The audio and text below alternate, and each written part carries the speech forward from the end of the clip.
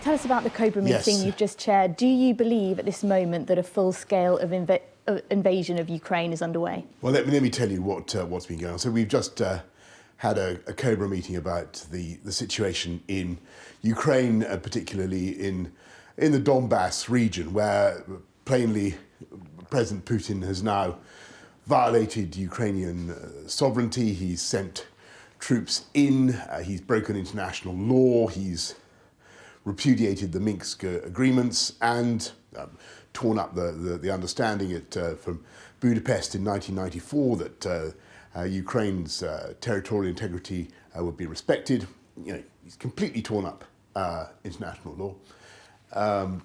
We will immediately institute a package of economic sanctions, which I think, as people would expect, targeted not just at entities in Donbass, in Lugansk and Donetsk, but in Russia itself, targeting Russian economic interests as hard as we can, and I'll be setting out a bit later on in the House of Commons what we are going to do. This is, I should stress, just the first barrage of UK economic sanctions against Russia, because we expect, I'm afraid, that there is more Russian irrational behaviour to come. And the sad thing is that at every turn in this crisis, the UK's pessimistic predictions have been vindicated. We said that there would be false flag operations, and there have been false flag operations. We said that there would be provocations in the Donbass, and that's exactly what we're now seeing. And I'm afraid all the evidence is that President Putin is indeed bent, as you said just now, on a full-scale invasion of Ukraine and the overrunning, the subjugation of an independent, sovereign European country. And I think that, let's be absolutely clear, I think that would be absolutely catastrophic. There will, of course, be pressure for continued conversation, for negotiations, and that's right. Whilst there's still a discussion to be had, of course, a discussion should be had, and the UK will be engaged actively in diplomacy at all levels to try to find a way forward other than through the violence that President Putin seems to be proposing. But I just want everybody to be in no doubt that if Vladimir Putin continues down this track of violence, of aggression, of a full-scale invasion, of encircling Kiev itself, which is what he seems to be proposing to do, capturing the Ukrainian capital. It is absolutely vital that that effort, that conquest of another European country should not succeed, and that Putin should fail. And that is what we will be exerting ourselves to ensuring is the outcome. Can you tell us a bit about what sanctions you're going to bring in today on Russian families and businesses in the UK, and why do you think they're going to be effective, given that the threat of sanctions didn't appear to be very effective? What is the reason for ratcheting them up in this way, some now and some later? So I'll explain later on in the House what we're going to do, but I want to, and so probably right to wait till then to set out the full package. But the intention is not just to hit the entities within Lugansk and Donetsk, but those Russian economic interests that have been supporting Russia's war machine, everything that is being done to support the Russian activities in that area.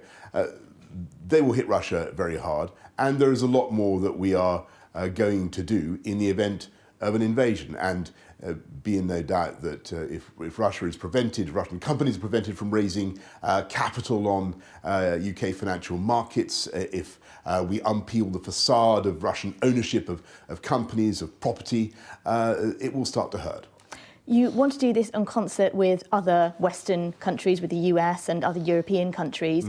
Do you think that Russian banks, do you think that the Nord Stream pipeline should be involved from the start? I think one of the most important things we've got to understand, looking back at 2014 and the invasion of Crimea, the annexation of Crimea and what happened back then in eastern Ukraine, we've got to recognise that we were not tough enough. And in the end, we didn't do enough as Europeans to wean ourselves off Russian hydrocarbons, off Russian oil and gas. And to a certain extent now, the vagaries of the price in gas, the spikes in gas prices to which European economies are so vulnerable, is a consequence of that failure to move away from that dependency. That's what we've got to do now. We've got to make sure that we cut the umbilicus, we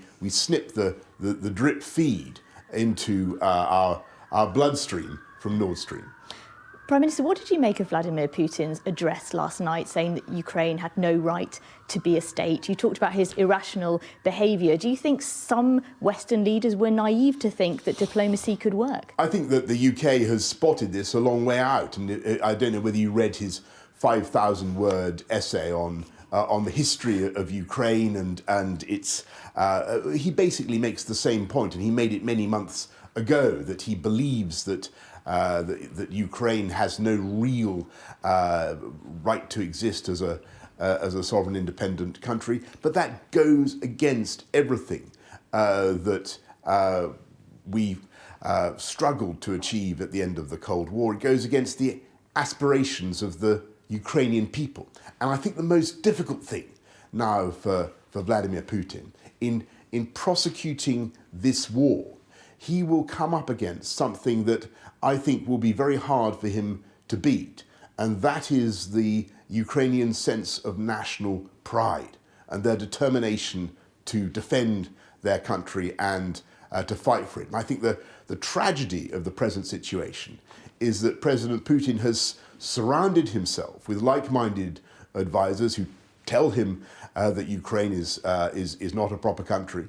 And I think that he's going to find that he has gravely miscalculated. You talked to President Zelensky last night about sending more defensive weaponry to Ukraine. Are we going to do that? And could it at some point become offensive weaponry? I think it's very important that we stay within our obligations to the Ukrainians, and we're going to do that. We're going to keep helping them in economically, supporting them in the way that we have, supporting the Ukrainian economy, but also giving them lethal but defensive assistance. And I believe that the British people will support the UK government in doing that. I think that they have a right to defend their country, and the UK will help them do that. So we'll send them more. Well, we're looking at what we can do, what more we can do to help. As you know, we've trained about 22,000 members of the Ukrainian armed forces, and also given them some anti-tank weaponry and some other kit. But we'll look at what more we can do. But in this we are joined, I should say, by like-minded allies, the Americans, the Poles, the Lithuanians, and others. Prime Minister, you talked about cutting the cord of Russian oil and gas. To a lot of families in the UK worried about energy bills. They're worried this is going to have an even greater impact. What can you say to reassure them about that? And don't forget that in the UK, we've been able to reduce our dependency on Russian gas very substantially. Only 3% of our gas supplies now come from Russia. What we want to do is make sure that we give the necessary licenses, for instance, for UK reserves of gas as we make the transition to a low carbon future, but also go forward with a short, medium, and long term plan for energy in this country, whereby we massively accelerate our renewables campaign, but also deliver more nuclear as fast as we can. The faster this country can be more self-reliant on our own energy, the more prosperous we will be, but also, of course, the more sustainable our energy prices will be, and that will benefit the UK consumer. Thank you. Thank you. Thank you.